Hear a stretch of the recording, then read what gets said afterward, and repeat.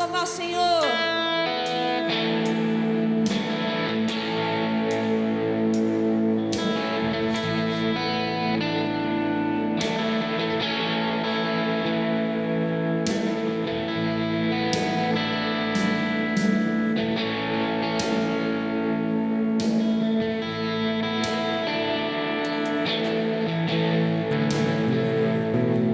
Cantai ao Senhor um cântico novo, cantai ao Senhor todas as terras, cantai ao Senhor, bendizei o seu nome, proclamai a sua salvação, anunciai entre as nações suas obras, entre todos os povos, as suas maravilhas, porque grande é o Senhor, muito digno de ser louvado, mais temível do que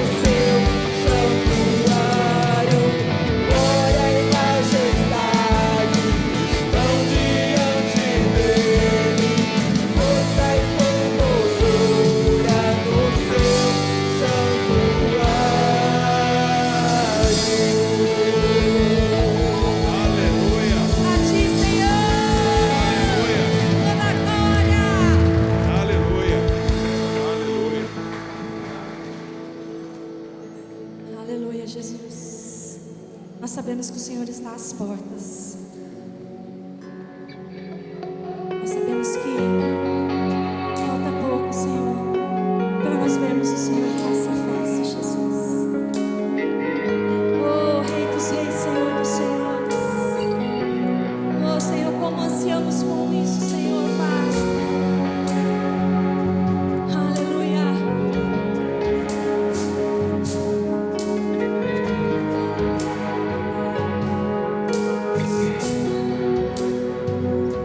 A criação aguarda, ansiosa espera o dia em que a liberdade se revelará. Nem morte nem dor, a noite já passou, pois o Filho de Deus em glória a terra retornou.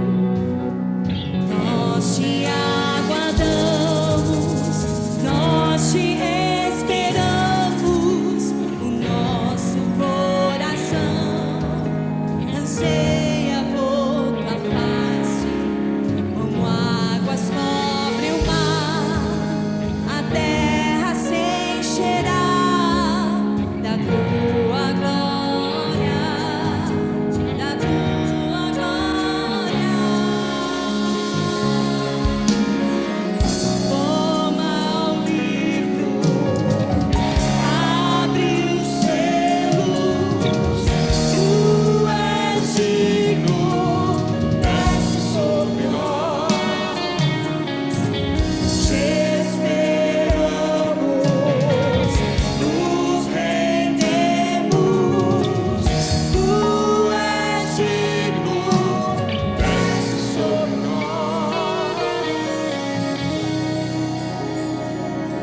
A criação aguarda, ansiosa espera o dia em que a liberdade se revelará.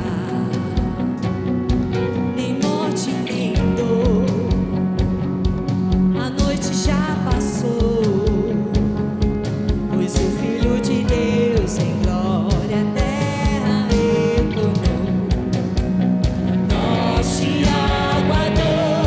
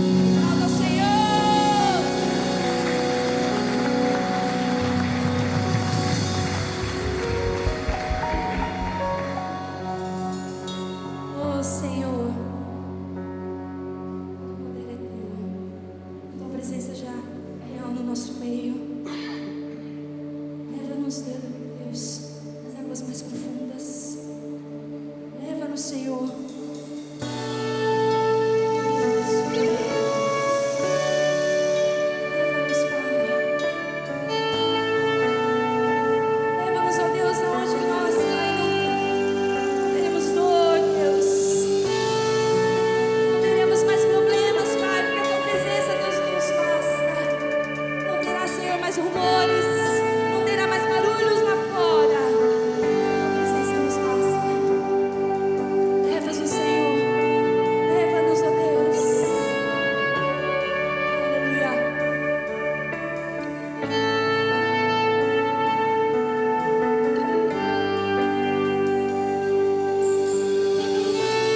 Voz me chama sobre as águas, diz meus pés.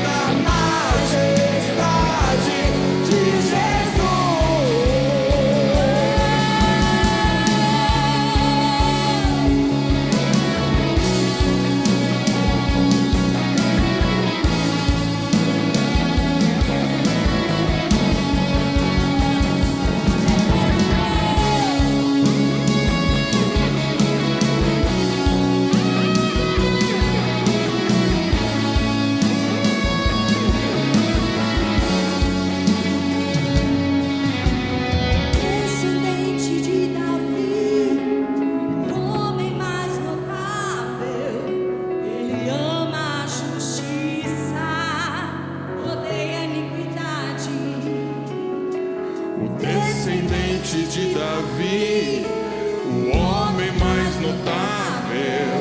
Ele ama a justiça, odeia a iniquidade.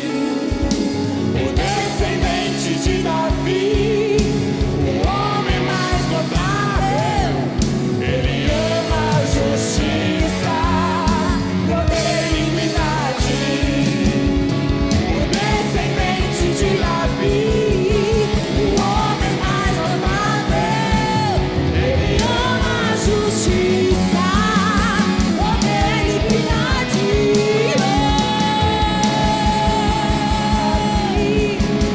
Homem mais notável, ele ama a justiça, odeia a iniquidade.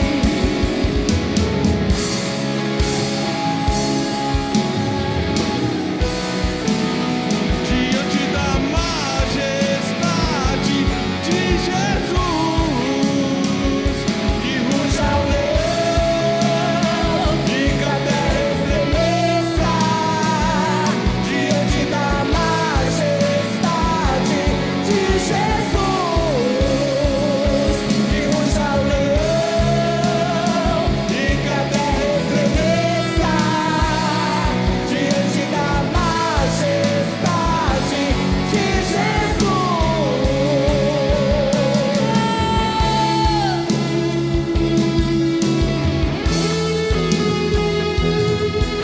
Abre o céu, Senhor, abre o céu sobre as nossas vidas, ó Pai.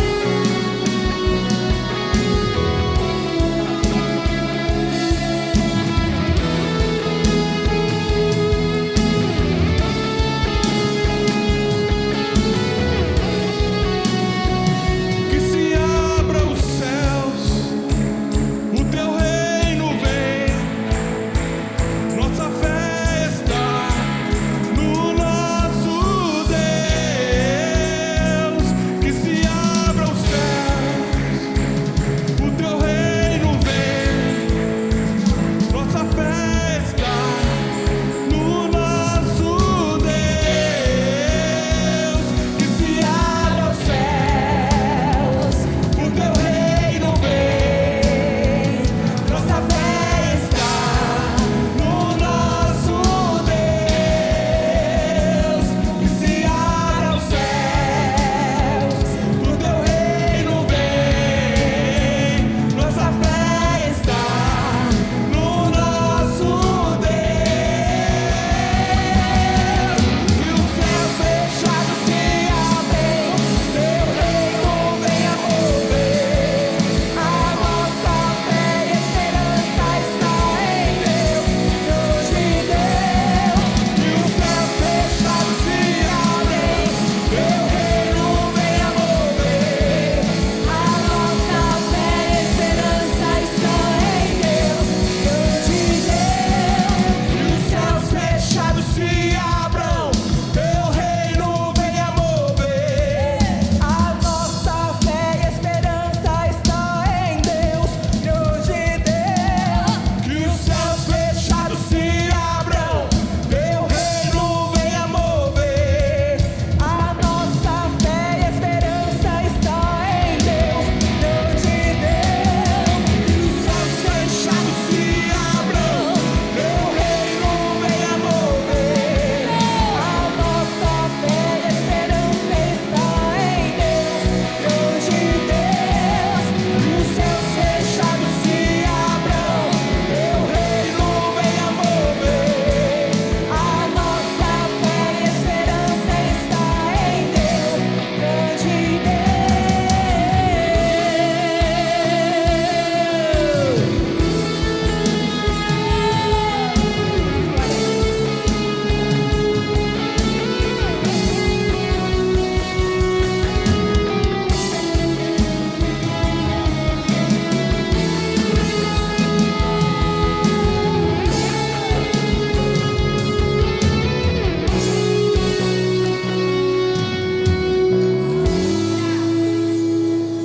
Atos, capítulo 26, versículo 12.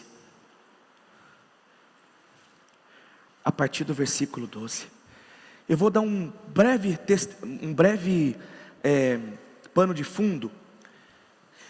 O texto do capítulo 25, no final dele, fala que Paulo, ele está agora diante do rei Agripa.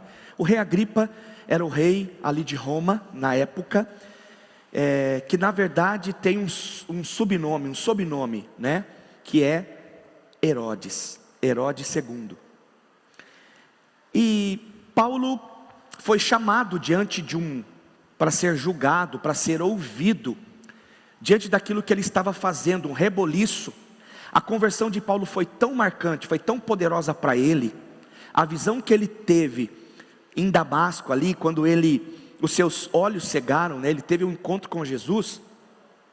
Paulo chega até o rei Agripa e fala, né, o rei Agripa e a sua irmã Berenice, entraram na sala, através do governador Festo, que disse: olha, precisamos conversar com esse cara aí. Estão chegando até mim, dizendo que ele está falando umas coisas aí, está revolucionando, está criando um tumulto, a gente precisa dar um jeito. E aí Paulo foi diante do rei Agripa. Se você vê no capítulo 26, no versículo 1, então Agripa disse a Paulo: você tem permissão para falar para sua defesa. E Paulo começa a testemunhar o porquê que ele está fazendo aquilo, por causa da visão de Deus, por causa do encontro com Jesus. E Paulo começa a declarar aquilo, no capítulo 26, começa a dizer: olha, eu tive um encontro com Jesus, né? Olha, deixa eu dizer uma coisa para você, ali eu era o perseguidor, eu fazia motim contra os cristãos, mas agora eu sou um deles. Eu recebi uma visão de Deus, eu me converti a Jesus. E aí, queridos, o rei Agripa, Festo, que era o governador, disse: eu não encontro nenhuma condenação para prendê-lo ou matá-lo. Não era a hora ainda. Mas vamos para o texto 26:12. Você imagina só, Paulo diante de uma comissão, falando do seu testemunho de conversão. Numa dessas viagens eu estava indo para Damasco, com autorização e permissão dos chefes dos sacerdotes. Por volta do meio-dia, ó rei, estando eu a caminho, vi uma luz do céu, mais resplandecente que o sol, brilhando ao meu redor e ao redor dos que iam comigo. Todos caímos por terra. Então ouvi uma voz que me dizia em aramaico: Saulo, Saulo, por que você está me perseguindo? Resistir ao aguilhão só lhe trará dor. Então perguntei: quem és tu, Senhor? Respondeu o Senhor: Paulo, eu sou Jesus. Eu sou Jesus, a quem você está perseguindo. Agora levante-se, fique de pé. E eu apareci para constituí-lo servo e testemunha do que você viu ao meu respeito e do que lhe mostrarei. 17. Eu o livrarei do seu próprio povo e dos gentios aos quais eu envio. 18. Para abrir-lhes os olhos e convertê-los das trevas para a luz e do poder de Satanás para Deus, a fim de que recebam o perdão dos pecados e herança entre os que são santificados pela fé em mim. Agora o versículo 19, é o grande Paulo declara, ele é firme na sua conversão e no que aconteceu com ele. Diz no verso 19: assim eu dou meu veredito, rei Agripa, não fui desobediente à visão celestial, não fui infiel ao que Deus fez, não fui infiel ao encontro que eu tive com Jesus. Eu vou permanecer ali. Eu não sei o meu destino, eu não sei para onde eu vou, mas hoje eu digo para você: fui fiel, não desobedeci à visão celestial. Glória a Deus. Amados, diante desse texto fica nítido, claro, a experiência sobrenatural que Paulo teve com Jesus. Paulo teve com Jesus. Ele declara para todo mundo, diante de um auditório, o amor que ele tinha por Jesus, o amor que ele tinha por Cristo, a ordem que ele recebeu, o chamado que ele recebeu. Paulo tinha uma atribuição de vida, Paulo ficou apaixonado por Jesus. Ele diz no capítulo 26, ele diz aqui no capítulo 26, 25 no finalzinho, que diz: olha, antes eu perseguia os cristãos, agora eu sou um deles. Eu fazia motim contra eles para exterminá-los, mas agora Jesus me alcançou.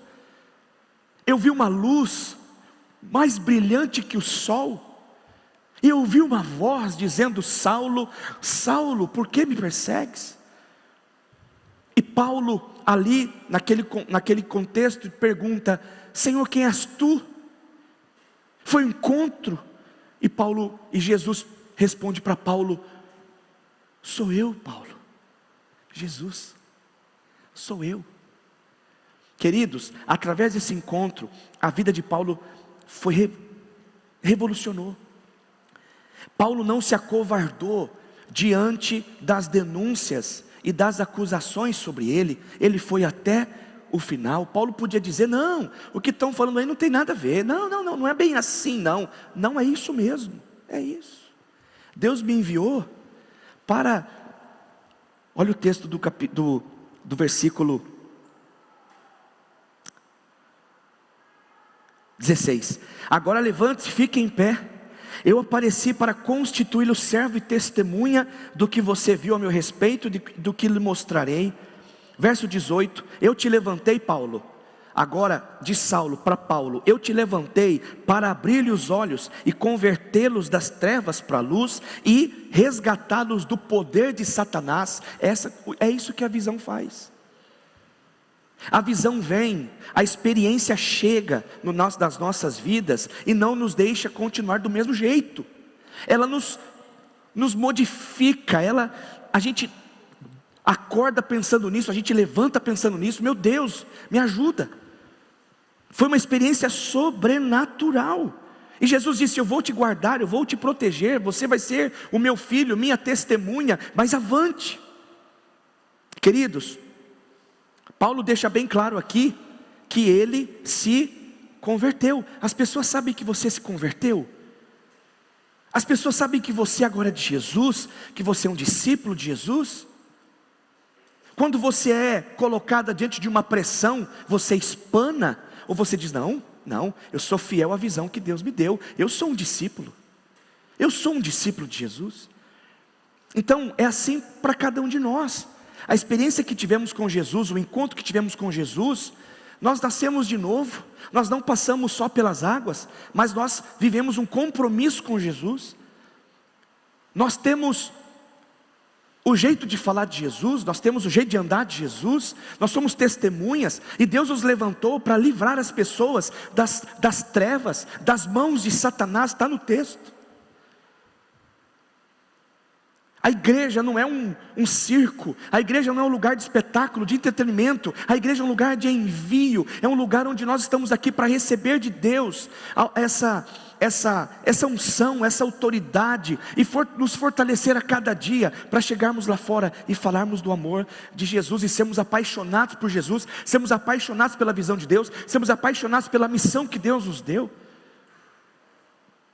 Então, queridos, nós nascemos de novo em Jesus, temos uma experiência sobrenatural com o Senhor. O que é uma igreja? É relacionamento. Eu já disse isso aqui, é relacionamento, onde nós aprendemos sobre paternidade, o que é Jesus para mim, aprendemos sobre filiação espiritual, nós recebemos uma atribuição de vida, um chamado, um envio, um propósito. Jesus ressignifica a nossa história.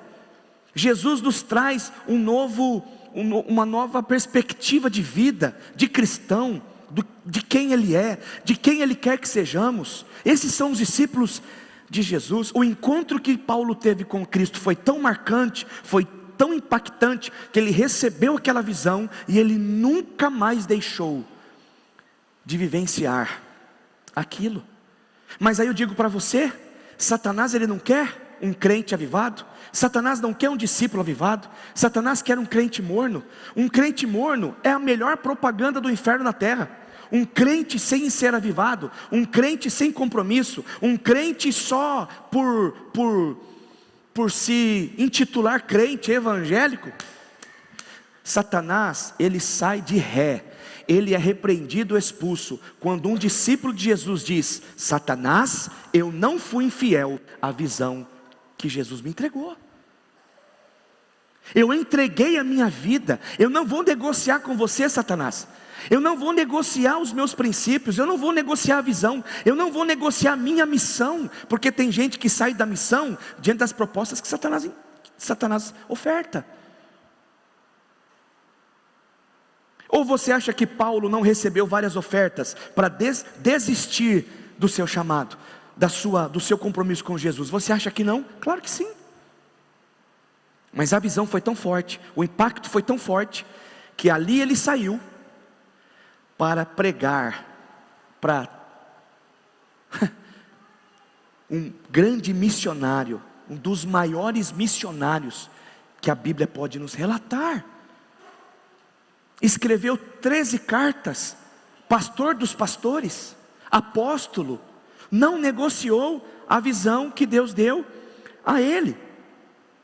Queridos, eu quero que você curva a sua cabeça. Nós vamos fazer uma oração de arrependimento agora. Nós vamos pedir perdão ao Senhor, porque às vezes desistimos, somos infiéis à visão de Deus para nós. Curva a sua cabeça, feche seus olhos. Pai, nós queremos agora, neste momento, te pedir perdão, porque muitas vezes, Senhor, negociamos a visão, o chamado, a comissão que o Senhor nos deu, por egoísmo, por timidez, por covardia. Tenha misericórdia de nós, ó Deus, que possamos, Pai, ser fiel ao Teu chamado, à Tua visão, à Tua missão, à Tua comissão. Nos ajude, Senhor, a sermos discípulos que pagam o preço de uma grande visão, de uma grande missão, em nome de Jesus. Que os nossos valores sejam intocáveis, inegociáveis, para a glória do Senhor. Nos ajude, ó Deus, a continuar, a avançar e a ser fiel, ó Deus, à Tua visão sobre nós, sobre a nossa comunidade, em nome de Jesus, amém. Muito bem, Atos 26:19 diz: assim, ó rei Agripa, não fui desobediente à visão celestial. Nunca esqueça isso. Quando as coisas não estão muito bem, eu não vou ser infiel. Quando as coisas não vão bem do jeito que a gente quer, não seja infiel. Não desista, não desista, não pare, porque o encontro que nós tivemos com Jesus foi forte demais. Para mim, redefinir, ou melhor dizendo, definir uma visão espiritual, é que primeiramente, amados, isso é sério, primeiramente, ninguém pode amar, ninguém pode servir a Deus verdadeiramente, assertivamente, efetivamente, sem uma visão espiritual. Não tem como nós continuarmos com a nossa vida cristã sem uma visão espiritual, sem Deus abrir os nossos olhos espirituais para discernir o que é do céu e o que não é. Sem visão espiritual nós ficamos cegos. Sem visão espiritual nós tateamos os lugares, os ambientes, nós não sabemos para onde vamos. Sem visão espiritual somos cegos espiritualmente. Então, diante de uma declaração dessa, nós precisamos da revelação pura de Deus. Queridos, há 10 anos atrás eu recebi uma palavra de Deus. Vocês sabem o que eu estou falando, no meu testemunho pessoal. A minha casa foi transformada, a minha vida foi transformada. Não adianta só eu receber uma visão de Deus para mim aplicá-la aqui na igreja, nos ambientes onde eu vou, mas Deus precisa me mudar primeiro. Deus muda o nosso coração primeiro. Deus muda o nosso jeito de falar, de ser, de se comportar, de ter um relacionamento com Jesus. Jesus muda todas as coisas. Jesus muda, queridos. Eu lembro que há 10 anos atrás, eu comecei num processo de cura, de transformação, e eu li a Bíblia de maneira diferente, de maneira mais apaixonada. Eu li a Bíblia não só para preparar um sermão, Nossa, que palavra boa. Hoje eu leio a Bíblia para dizer: Senhor, obrigado, porque a tua palavra é para mim. Eu preciso estar muito bem alimentado para que eu possa passar para as ovelhas. Um irmão, eu já disse aqui, uma das coisas que eu estava nesse processo, eu vou contar para vocês rapidamente, desses 4 meses para cá. Mas eu sentei esses dias com o irmão da igreja, ele disse: pastor, eu já disse aqui esses dias, pastor, as ovelhas do Senhor estão comendo lixo e bebendo água de esgoto. Elas estão perdidas. E no texto diz que Jesus, Ele era o bom pastor, e as ovelhas estavam como desesperadas, como se não tivessem pastor, não tivessem direção. A Bíblia diz que sem visão, sem referência, o povo se corrompe, o povo se perde. Queridos, isso é sério. E eu quero nessa manhã dizer para você: sem fé é impossível agradar a Deus. Sem fé é impossível agradar a Deus. Para nós continuarmos na visão que Deus nos deu, firmes, convictos, nós precisamos de fé. Nós precisamos estar firmes, não negociar o que Deus já nos deu. Eu não negocio o meu casamento, eu não negocio a vida dos meus filhos, eu não negocio a visão da igreja, eu não negocio os valores que o Senhor conquistou e me entregou e colocou claramente na minha vida. Não dá para ser assim. Erramos, não somos perfeitos, mas o Senhor sabe do nosso coração, o Senhor sabe da nossa motivação, é isso que importa. Agora, queridos, quando nós temos um encontro com o Senhor, Deus muda a nossa vida, Deus muda a nossa vida, Deus muda a nossa visão, Deus muda o nosso olhar, Deus muda tudo. E diante disso, eu quero dizer para você, pode colocar a outra imagem? É isso? É essa. Há 11 anos atrás, o Senhor me deu este rascunho. Nas redes sociais, o pessoal da comunicação colocou nas redes sociais.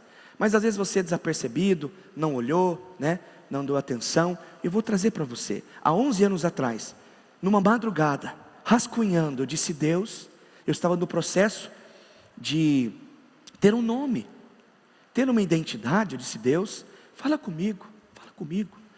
Eu preciso guiar o teu povo. Senhor, tu és o meu bom pastor, fala comigo, me dá uma clareza do nome, da onde, não é? E Deus me deu Casa Viva, na época, Comunidade Cristã Viva de Americana. Essa palavra viva sempre esteve comigo. E de onde nós extraí a palavra viva? Atos 17, 28, pois nele vivemos, nos movemos e existimos. Esse foi o texto que Deus falou comigo. Pois nele vivemos, nos movemos e existimos. Eu falei assim: Deus, eu quero ser uma casa, eu quero ser uma casa do Senhor, eu quero ser vivo, eu quero estar avivado, eu quero realmente vivenciar isso, me ajuda. E foi até Deus dar o nome. Hoje nós tivemos uma transição, uma mudança de Comunidade Cristã Viva de Americana. Hoje nós somos Casa Viva, nós somos hospedeiros da presença de Deus, nós somos uma igreja ambulante. Nós somos, não é uma edificação fixada num lugar, mas nós vamos, não é? E carregamos algo de Deus, uma visão de Deus. E o que significa ali? Você vê bem claro a cruz. Eu vou ser rápido aqui. Aponta para Jesus, salvação, rendição e renúncia. Ninguém consegue avançar sem passar por cruz, sem passar por um novo nascimento. Ninguém tem sucesso na vida cristã sem passar por um novo nascimento. Depois nós temos as colunas, são 5 colunas. 5 colunas representam 5 dons de governo, os 5 propósitos bíblicos, as 5 faixas etárias, ok? Pessoas imperfeitas, de vários tamanhos, de várias idades, de vários contextos, de várias famílias, diferentes, mas em Cristo, Deus une tudo. Pessoas imperfeitas e acesso a todos. Nós não temos muros, nós não somos um ambiente fechado, não é? Nós não somos aqui um lugar fechado entre nós mesmos, muito pelo contrário, não é? Depois nós vamos para a cobertura. O que é cobertura? É um abrigo, é proteção, é pertencimento, é paternidade, é segurança. Nós estamos aqui cobertos pelo sangue de Jesus, cobertos por uma proteção espiritual, mas pertencentes. Nós estamos aqui não é para frequentar uma igreja, mas para pertencer à família espiritual. Depois nós temos a seta aqui, ó, que é o envio, a grande comissão. Então, diante desta visão, a visão não mudou, gente. A visão para mim está mais clara, está mais aberta, está mais firme, fundamentada. E não é só um símbolo, não é só um símbolo bonito, mas a aplicação dele, o conceito dele é transformador. Então é diante disso que eu estou dizendo. Deus me trouxe isso há 11 anos atrás, e até hoje essa visão tem se renovado, mas não tem perdido a essência. Essa é a nossa identidade. Amém, amados? Alô, Deus? Amém? O que é uma visão? Diz Bill Hybels, é um retrato do futuro que produz paixão das pessoas, que fazem as pessoas pertencerem. Uau, é isso que eu quero, é isso que eu preciso. O que é uma visão? É isso. O Senhor deixa claro que o que Ele quer que eu seja, que nós sejamos, que nós façamos através de uma visão, para promover o reino, para salvar vidas, para levar o evangelho às pessoas perdidas. A experiência que Paulo teve em Damasco transformou tanto o coração dele, que ele não suportou, e ele disse: não, eu preciso agora de perseguidor, eu vou agora ser perseguido por causa do evangelho. Mudou a fase, mudou o nível do apóstolo Paulo. O que é a visão? Toda visão sempre está associada a uma experiência sobrenatural com o Espírito Santo. O que é uma visão de Deus? É algo que mexe com a gente de um jeito, que nos tira do status quo, que nos tira do eixo.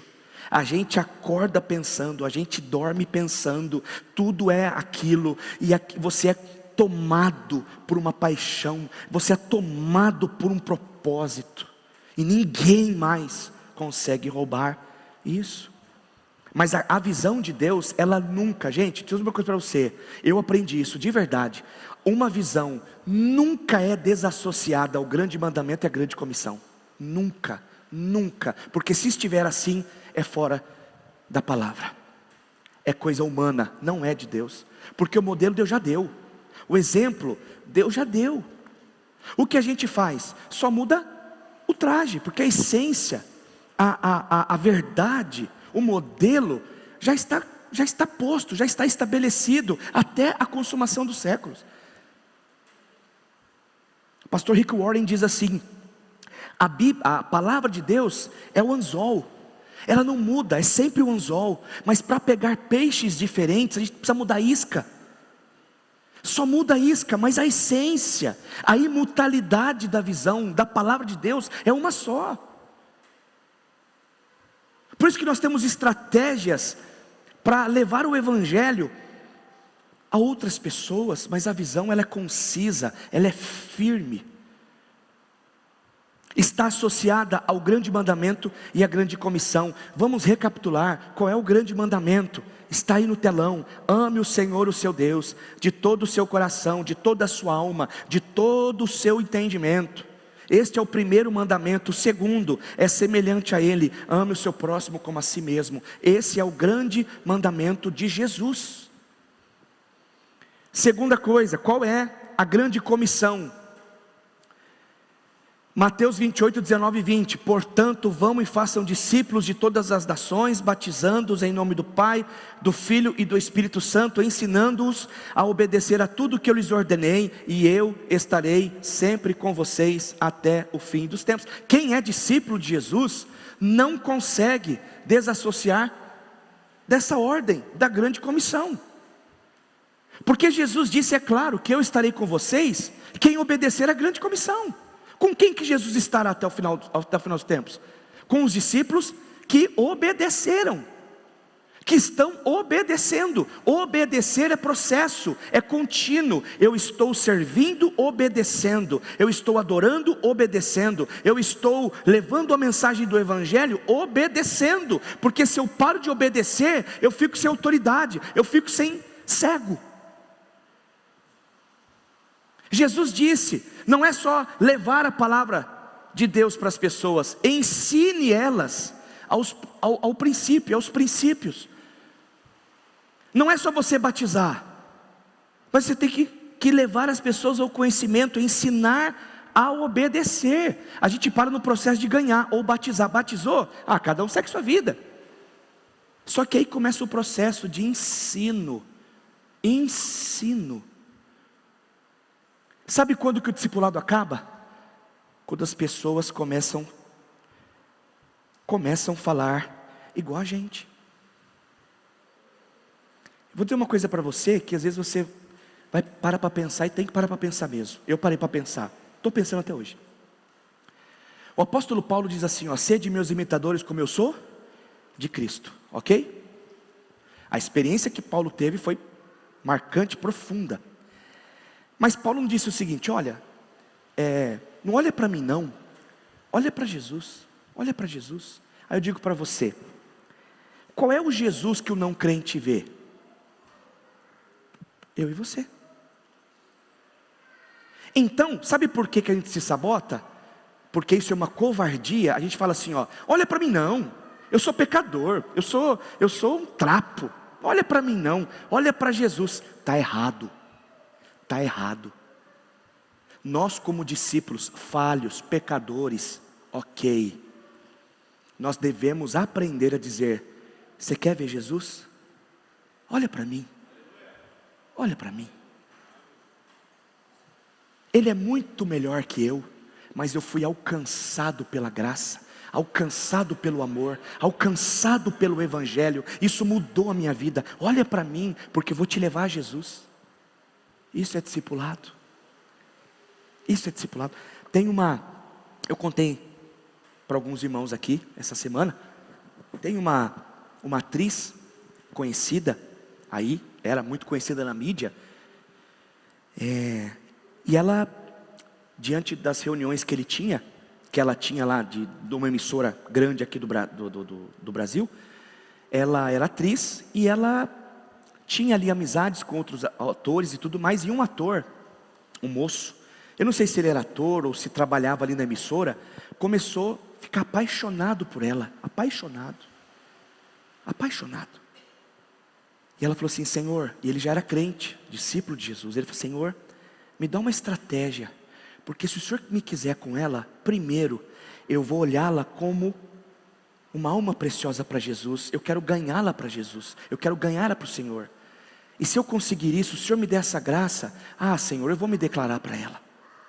Passou-se meses, e ele chegando perto com respeito, dizendo, olha o que eu li na Bíblia esses dias, e tal, olha o que eu vi na tal, e começou.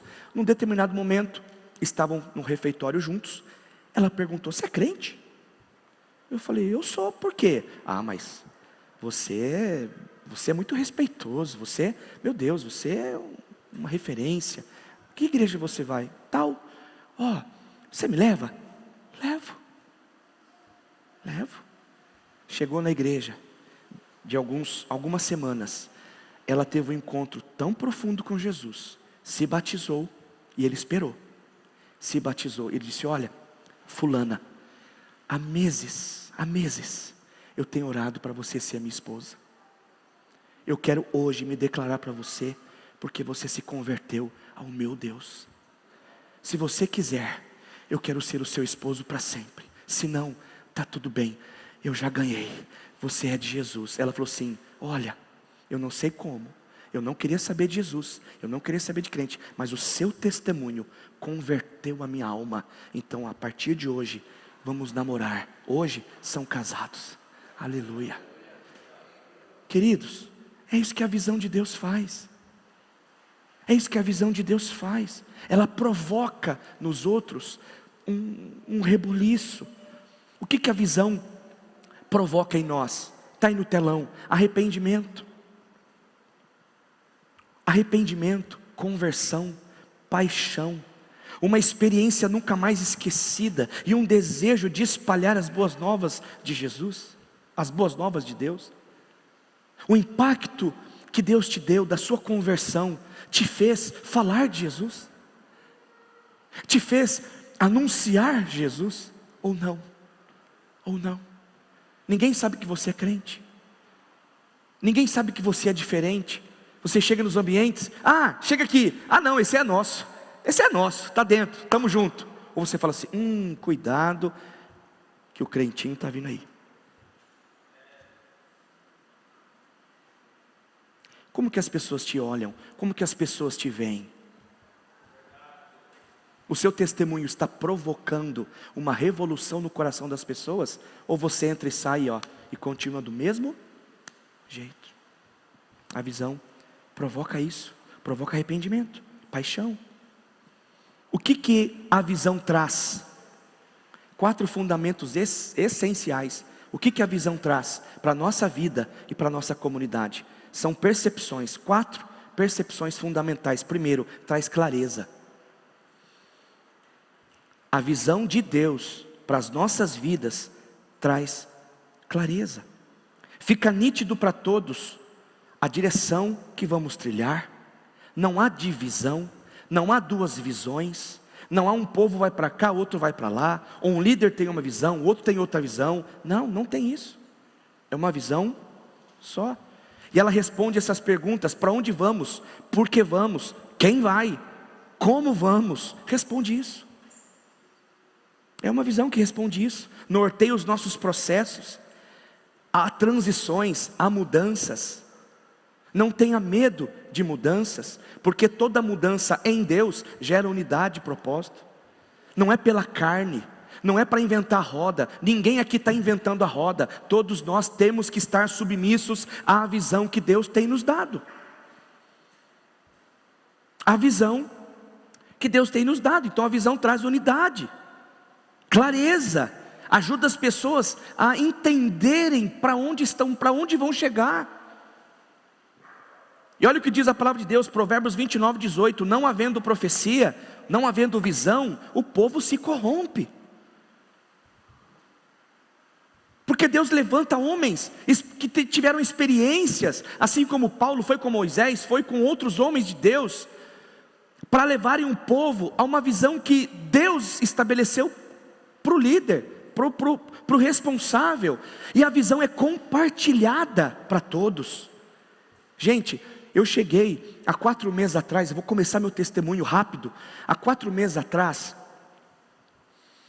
eu fui numa conferência que a igreja me enviou eu e minha esposa. Eu quero agradecer ao conselho da igreja pela sensibilidade. Eu pensei no primeiro momento, puxa, vou pegar umas férias, mas vou trabalhar? Não. Eu fui com o coração aberto. Deus, o Senhor vai falar comigo alguma coisa ali. Me preparei, peguei lá meu caderninho e na primeira mensagem, confesso, lá estavam muitos homens de Deus, foi um tempo muito precioso, mas na primeira mensagem, eu fui tão bombardeado ali, que a primeira atitude que eu tive foi falar com a minha esposa: bem, eu vou embora de Americana, perante o Deus que está aqui. Eu disse: eu vou deixar a igreja, eu vou sair de Americana, eu vou deixar a igreja para alguém, eu não quero mais. Eu nunca falei isso para ninguém. Eu vou embora de Americana, não dá mais, parece que, não sei, não está acontecendo, não está indo, é comigo, e agora? E agora? Ok, aí veio a segunda plenária. Você tem que amar a cidade que você está, Deus te plantou ali.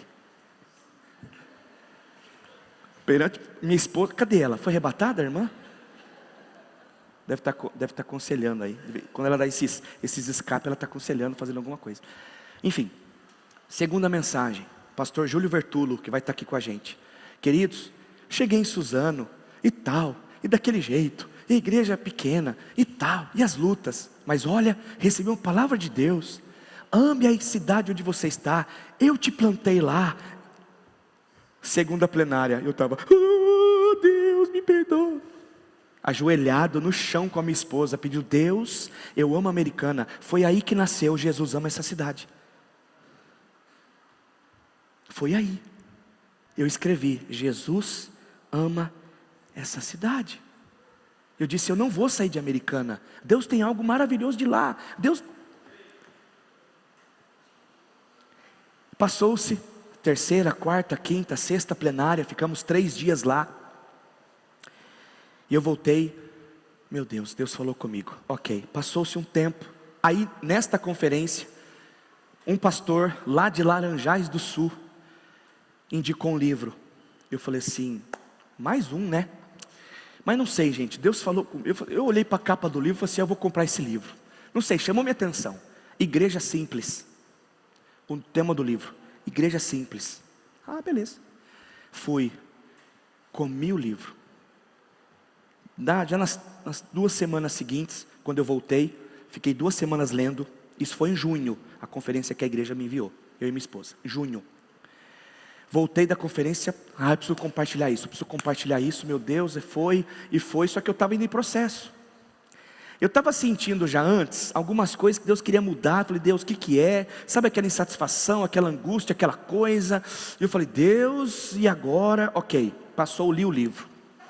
Seguido disso, tivemos uma conferência lá na Árvore da Vida. Foi eu, o irmão Jonas, o irmão Mário e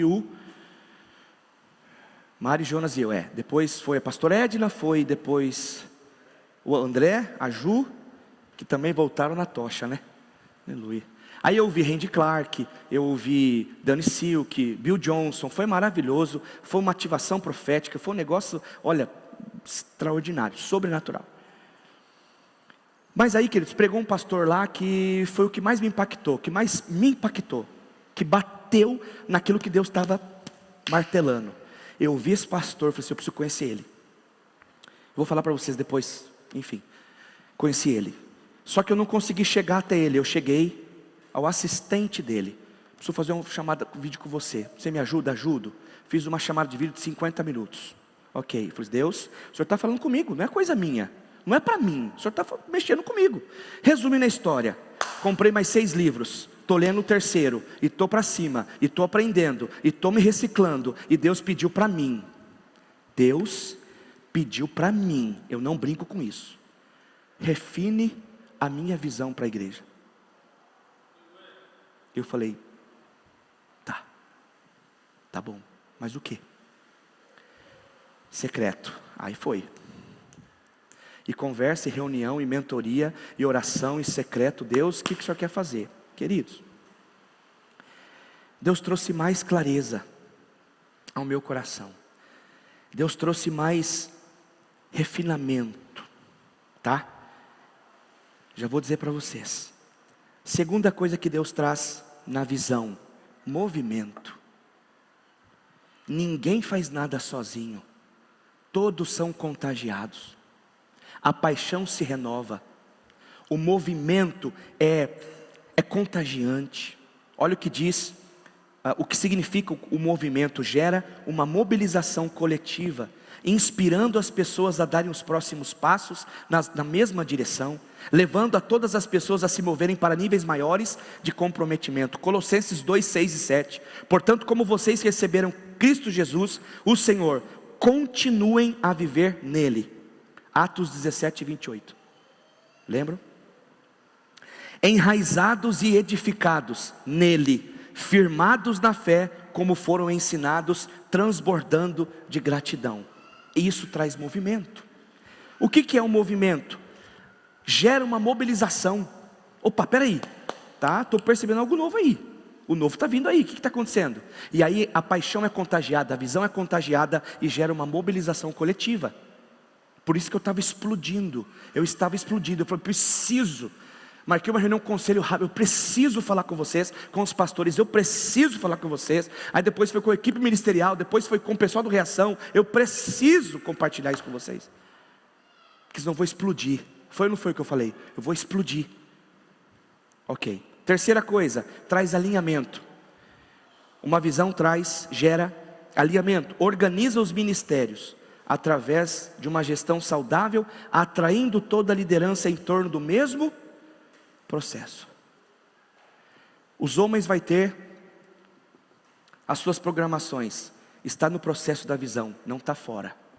Mulheres, jovens e adolescentes, empresários, celebração de domingo, GPs, tudo caminha para o mesmo processo. Não é o ministério X está caminhando para cá, o ministério Y está para cá. Não, todos caminham no mesmo processo. E vocês estão percebendo que isso já está sendo mobilizado. Não há disputa de cargo, não há disputa de ministério. O meu ministério é mais importante, o ministério é mais estrela, o meu ministério... Não tem isso. Porque nós não nos apegamos a cargo e a lugar. Amém, amados? Completai a minha alegria, tendo o mesmo modo de pensar, o mesmo amor, e um só espírito, e uma só atitude. A quarta coisa que traz, foco. O que é foco?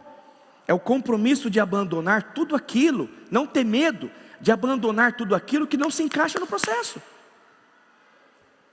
Não adianta a gente encaixar tudo, dizer sim para tudo, para sair fora do propósito da visão. Não, foco é você dizer, eu tenho foco, eu tenho essa visão, eu vou caminhar nela, eu entendo, eu discerno de Deus que é aqui, e eu não vou ser levado por sugestões ou por opiniões às vezes, mas ser firme, flexível, óbvio, mas focado. Na sua vida, você precisa de foco. No seu trabalho, você precisa de foco. E por que na igreja não? Na igreja precisamos de quatro percepções, que é clareza, movimento, alinhamento e foco. Amém? Amém. Então foi isso que eu fui tomado, esses 4 meses que eu fiquei meio recluso, pensativo, reflexivo. Tempo de secreto, olha lá, ó, meu testemunho está lá, ó. Tempo de secreto, mentorias, conferências, junho, setembro, aconselhamentos, tempo de mesa, pela graça e misericórdia de Deus, essa semana aqui, um na terça, outro na quarta, eu sentei com 2 pastores, e os pastores, pastor, eu não sei para onde eu vou, pastor, eu não sei para onde eu vou. Eu falei assim, querido, o que eu posso te ajudar? Ora comigo, oro. Olha, eu aprendi assim. Eu pude ajudar um amigo pastor que estava desesperado, porque tinha divisões na igreja. Eu falei, olha, se eu fosse você, oraria, mas eu aprendi assim. O que acontece? Eu compartilhei com ele o processo que eu estou vivendo. Então, queridos, você pode compartilhar do processo que você está vendo na vida de alguém. Esse é o reino, essa é a beleza do Evangelho. E qual é a nossa declaração? Deus pediu para nós refinarmos a nossa visão. Olha lá, ó, a nossa visão, ganhar todas as pessoas para Jesus. Mas Deus pediu para mim refinar. Sabe o que a nossa visão agora? Não vai perder a essência, óbvio que não, diante do grande mandamento, da grande comissão. Mas a nossa visão hoje pode colocar aí para mim, amar a Deus, amar as pessoas e servir ao mundo. Você pode dizer bem alto? Vamos lá, 1, 2, 3, amar a Deus, amar as pessoas e servir ao mundo. Mais uma vez, amar a Deus, amar as pessoas e servir ao mundo. Essa é a nossa visão agora. Daqui a pouco eu vou trocar aquele banner e vou colocar a nossa visão, amar a Deus, amar as pessoas e servir ao mundo. É isso que temos aprendido. É isso que nós temos aprendido. Se alguém chegar para você, ô irmão, qual é a visão da igreja? Não é as visões, é a visão da igreja. Ali nós amamos a Deus, nós amamos o próximo, a grande comissão, o grande mandamento, mas nós servimos ao mundo, que é a grande comissão. Você percebe? Amar a Deus, amar as pessoas e amar ao mundo. Saiu da essência. Estou inventando a roda, estou viajando na maionese. Gente, eu não estou. Foi isso que Deus nos deu como visão espiritual. E a visão traz 3 dimensões que nós temos ensinado. E eu recebi isso também de Deus, aprendi com a nossa mentoria, que nós devemos ser proféticos, pastorais e apostólicos. Não vamos abrir mão desses valores, não vamos abrir mão desta estrutura, porque nós precisamos continuar sendo proféticos. atraindo o céu na terra, levando a verdade do Evangelho, a verdade para transformar vidas. Nós vamos continuar a sermos pastorais, pastorear corações, amar pessoas. Nós somos chamados para isso, para cuidar e nutrir de vidas, sermos pastorais e apostólicos. Nós não vamos ficar só no nosso grupinho, nós vamos ser espalhados para levar o Evangelho a todas as pessoas, ser obediente ao ID de Jesus. Então a visão vai ser tão contagiante, tão apaixonada, que ninguém vai ficar desapercebido, em nome de Jesus, amém, amados? Ninguém vai ficar desapercebido. Nós vamos ser proféticos, pastorais e apostólicos. Pastor, mas a nossa visão então vai ser aplicada de forma na prática? Eu te explico, está claro para mim, eu te explico. Somos uma igreja de duas asas. Quais são as nossas duas asas? Quais são as nossas duas asas? Quais são as nossas duas asas? Celebração e grupo de pastoreio, é isso. Não tem como negociar isso. Porque se a gente fica só aqui dentro da igreja, a gente vai ter um clube. Não vamos ter renovação de líderes, de discípulos. E vamos continuar do mesmo jeito. As nossas celebrações públicas, que a gente chama de culto da cidade, é a primeira asa, é a segunda asa do avião, é os grupos de pastoreio. Queridos, Bill Beckham diz assim, olha que frase extraordinária. As duas expressões da igreja do Novo Testamento diz assim, no templo e de casa em casa, não são questões de cultura e conveniência. Só funciona lá. Foi mandamento de Jesus. E olha só, são expressões da natureza transcendente e imanente de Deus. Está na natureza de Deus. Deus enviou o seu filho Jesus para ser um missionário. Deus enviou o seu filho Jesus. Jesus enviou os discípulos. E a igreja, ela é uma multiplicadora de discípulos, de líderes e potencial para viver o propósito de Deus, amém? Aleluia, é isso. Servimos em 3 ambientes: igreja, as nossas celebrações, para amarmos mais a Deus, recebermos direcionamento do céu, viver o pertencimento. Você não está sozinho, você pertence ao corpo de Cristo. Isso é o ambiente da igreja. Depois somos espalhados para os grupos de pastoreio, para levar esse amor às pessoas, para capacitar pessoas, desenvolver dons, para entender isso na prática, não ficar só na teoria, não ficar só na conversa. Vamos sendo espalhados. E o terceiro ambiente é na sociedade como um todo, onde nós somos testemunhos, como diz o apóstolo, a Bíblia, no capítulo 26, para o apóstolo Paulo. Jesus disse para o apóstolo Paulo: eu apareci para que te constituir servo e testemunha. Eu apareci para você, Paulo, para você abrir os olhos e converter as pessoas das trevas para a luz, para converter as pessoas do poder de Satanás, tirar essas pessoas do poder de Satanás, a fim de que recebam o perdão dos pecados. É isso que Jesus nos chamou. Estou terminando. Vamos quebrar paradigmas, queridos.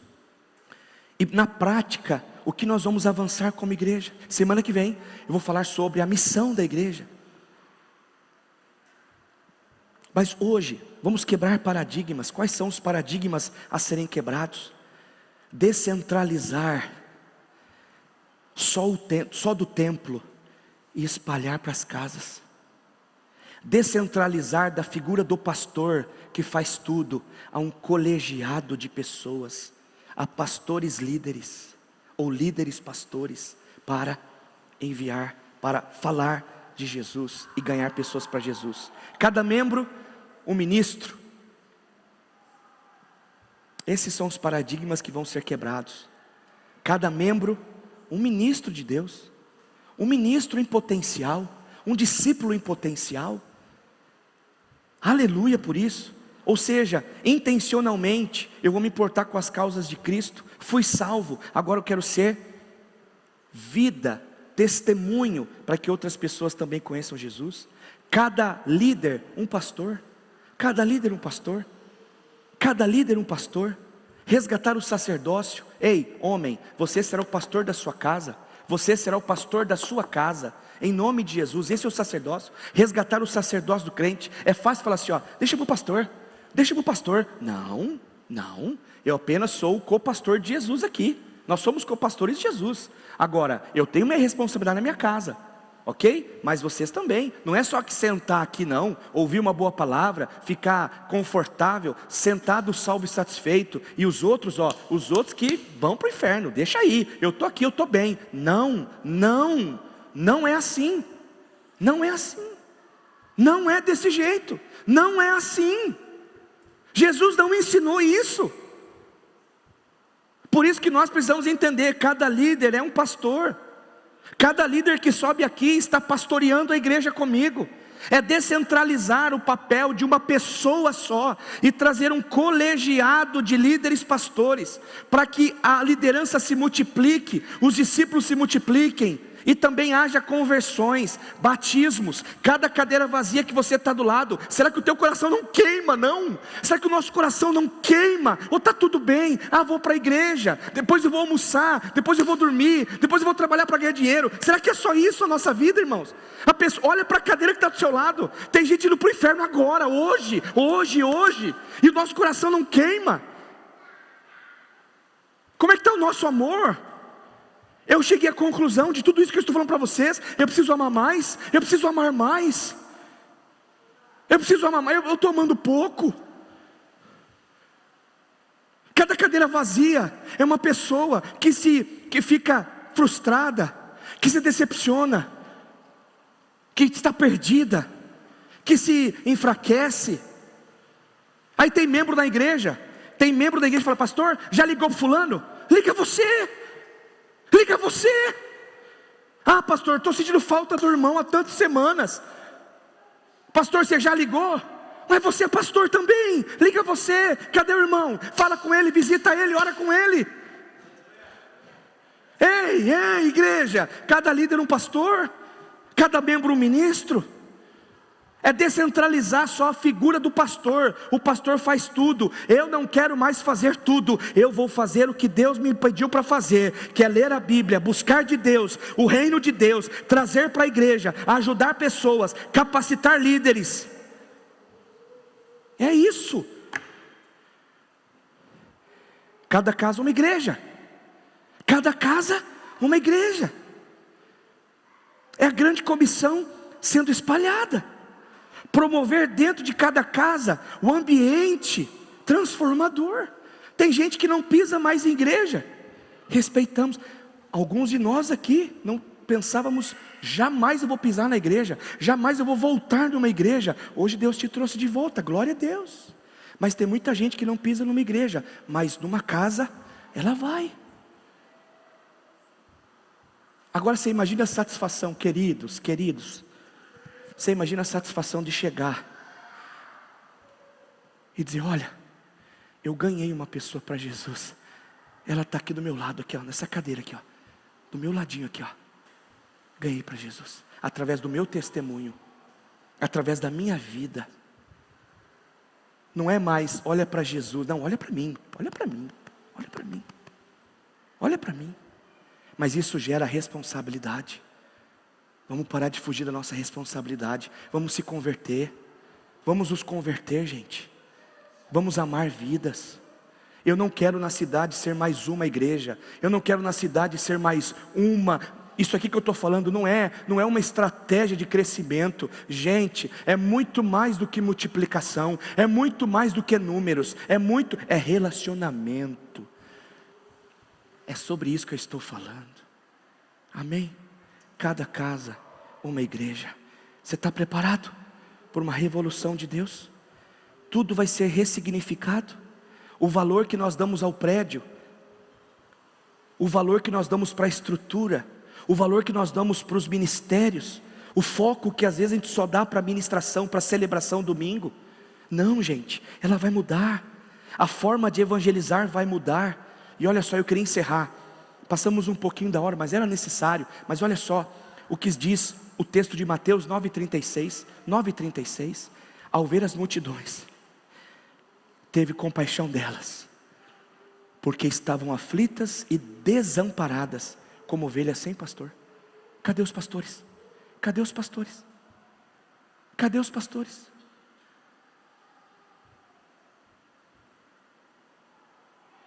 Mateus 9, 37 e 38. Então disse aos seus discípulos: a seara é grande, mas os trabalhadores são poucos. Peçam, pois, ao Senhor da seara que envie trabalhadores para a sua seara. Cadê os trabalhadores? A colheita existe, a colheita está aí, os campos já estão brancos, mas cadê os trabalhadores? Os trabalhadores ainda continuam pouco. Quem pode se dispor? Quem vai se dispor? João 15, 8. Meu Pai é glorificado pelo fato de vocês darem muito fruto, e assim serão os meus discípulos. Discípulo de Jesus é frutífero. Discípulo de Jesus gera vida. Discípulo de Jesus gera outros discípulos. Vão e façam discípulos. Eu vou porque eu obedeço, porque eu fui conquistado pela visão de Deus, eu fui conquistado pelo chamado de Deus, eu fui conquistado por um Senhor, então eu vou. E último versículo, Mateus 28, 19 e 20, que é a grande comissão. Portanto, vão, façam discípulos de todas as nações, batizando-os em nome do Pai, do Filho e do Espírito Santo, ensinando-os a obedecer tudo o que eu lhes ordenei, e eu, depois disso, eu estarei sempre com vocês até o fim dos tempos. Eu passei o que eu precisava passar. Eu compartilhei o que eu precisava compartilhar. Agora vamos ser responsáveis diante da visão que Deus nos deu. Qual é a visão da igreja, irmãos? Amar a Deus, amar as pessoas e servir o mundo. Qual é a visão da igreja? Amar a Deus, amar as pessoas e servir ao mundo. Fique de pé, vamos orar.